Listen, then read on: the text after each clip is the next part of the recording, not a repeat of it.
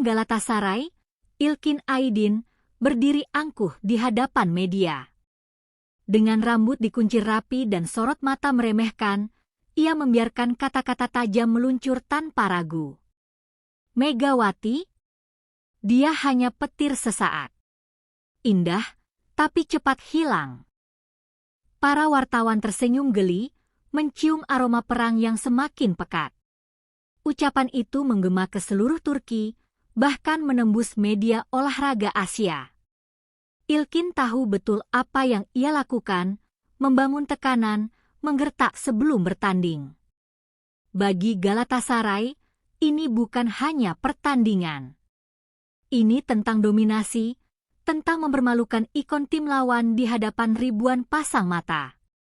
Namun, yang tak disadari Ilkin adalah bahwa petir sesaat bisa membakar habis satu kota dalam satu sambaran. Kata-katanya bukan sekadar olok-olok, tapi seperti menyiram bensin ke api yang sedang ia nyalakan sendiri. Dan ia lupa, Megawati bukan atlet yang tumbuh dari pujian. Ia dibentuk oleh keraguan. Hari itu, sebelum derby Istanbul, satu hal menjadi jelas. Bukan hanya bola yang akan melayang di udara, harga diri pun ikut dipertaruhkan. Di ruang ganti Fenerbahce, Megawati duduk tenang. Tak satu pun dari rekan setimnya berani menyebut nama Ilkin. Tapi Mega tersenyum tipis. Biar dia tahu rasanya disambar petir dalam ruangan tertutup, ucapnya pelan. Tidak keras, tapi cukup menusuk seperti bisikan kematian. Ia tak membalas lewat media. Tak satu pun unggahan sindiran muncul dari akun pribadinya. Tidak ada konferensi pers, tidak ada tanggapan. Hanya latihan yang makin intens dan diam yang semakin tebal. Tapi di balik diam itu, tersimpan satu janji, pembalasan akan terjadi di lapangan. Rekan-rekannya membaca bahasa tubuh Mega, diam yang seperti gempa yang menunggu retakan pertama. Mereka tahu, ini bukan sekadar pertandingan liga. Ini eksekusi. Sebuah penyaluran semua tekanan, hinaan, dan keraguan menjadi satu, penghancuran. Saat Mega berdiri dan merapikan rambutnya, semua tahu, badai telah dibangunkan. Dan badai ini tak mengenal belas kasihan. Media Turki menggelar pesta atas pernyataan Ilkin.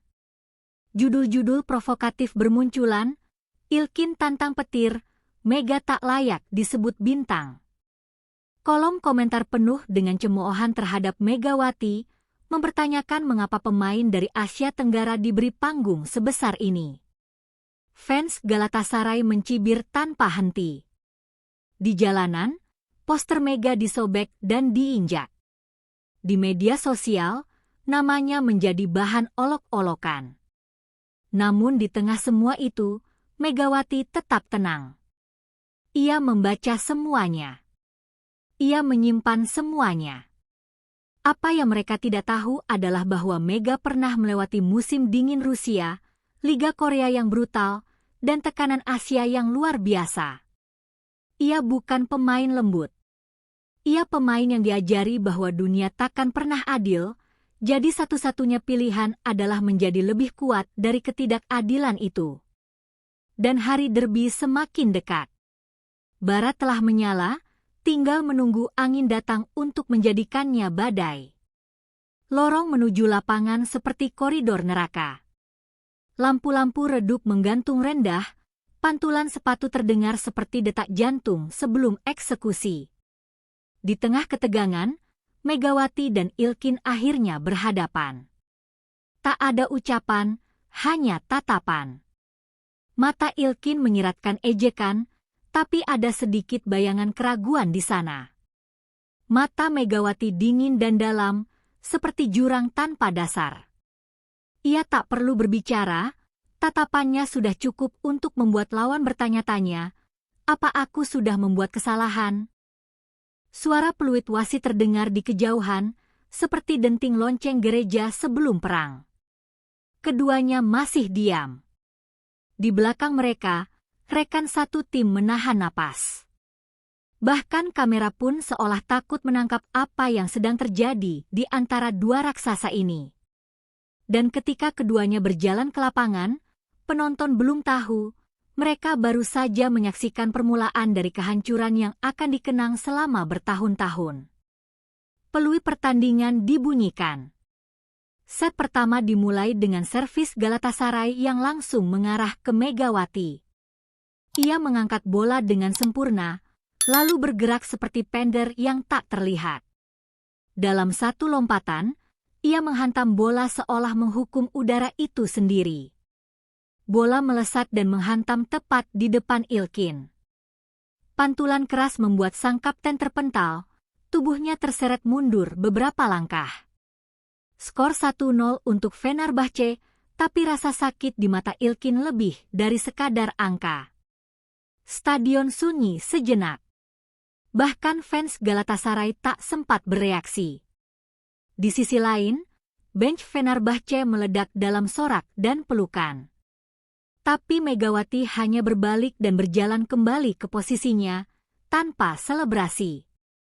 Ekspresinya kosong, seperti mesin yang baru saja diaktifkan.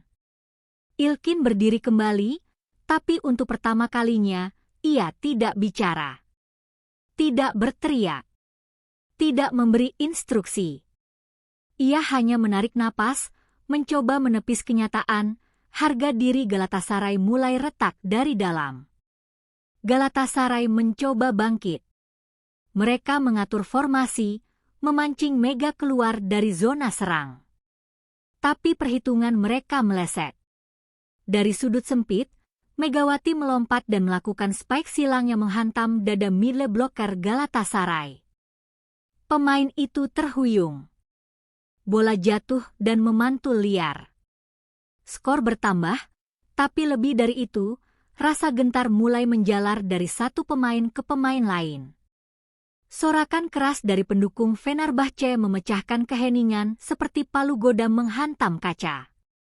Ilkin mencoba menjaga semangat timnya. Ia berteriak, mencoba menyemangati. Tapi nada suaranya tidak lagi tegas, lebih mirip panik yang dibungkus dalam keberanian palsu. Mega melihat itu, dan tersenyum kecil, nyaris tak terlihat. Mental Galatasaray mulai retak. Dan retakan itu bukan karena bola. Tapi karena seorang wanita yang bermain seperti badai dan menyerang seperti dendam yang dipendam terlalu lama. Megawati tidak hanya menyerang. Ia mendikte ritme permainan. Ia mengatur tempo seperti dirigen orkestra kematian. Setiap smash adalah notasi penuh kekuatan, setiap drop shot adalah bisikan maut yang membuat lawan kebingungan. Galatasaray mulai kehilangan pola. Servis Mega mengacak sistem penerimaan mereka. Komunikasi tim mulai kacau. Ilkin berusaha keras menyatukan formasi, tapi tiap kali ia bicara, bola sudah kembali menghantam lapangan mereka. Pelatih Galatasaray melirik papan skor dengan wajah kelam. Ini bukan pertandingan, ini pembantaian. Dan di tengah semuanya, Megawati masih dingin. Masih tenang. Masih mematikan. Karena ini bukan soal menang atau kalah. Ini soal membungkam satu lidah yang terlalu banyak bicara, dan Megawati tahu persis cara melakukannya. Ilkin memasang blok ganda bersama middle blocker terbaiknya. Mereka yakin, dari sayap kanan Mega tak akan bisa menembus. Tapi yang datang bukan bola, melainkan badai yang membelah ruang. Smash Mega menghantam sela blok dengan presisi surgawi. Bola mengenai tangan Ilkin, terdorong kuat hingga tubuhnya terlempar ke belakang dan terduduk di lantai. Untuk sesaat, stadion menjadi sunyi, seolah Tuhan pun menahan napas. Ilkin tak bergerak. Hanya tatapan kosong dari timnya yang mengelilinginya. Kapten yang biasanya menantang langit kini dikuliti di depan publik. Wajahnya kehilangan warna, matanya kehilangan cahaya. Ia bukan hanya dipukul, tapi ditelanjangi martabatnya oleh pemain yang pernah ia remehkan. Dan dari sisi lain lapangan, Megawati hanya menatap dingin. Baginya, ini bukan tentang membalas. Ini adalah eksekusi. Dan dia baru saja mulai. Mega terus meluncurkan serangan. Spike cepat, drop menyilang, servis mengambang yang menusuk titik-titik rapuh lawan.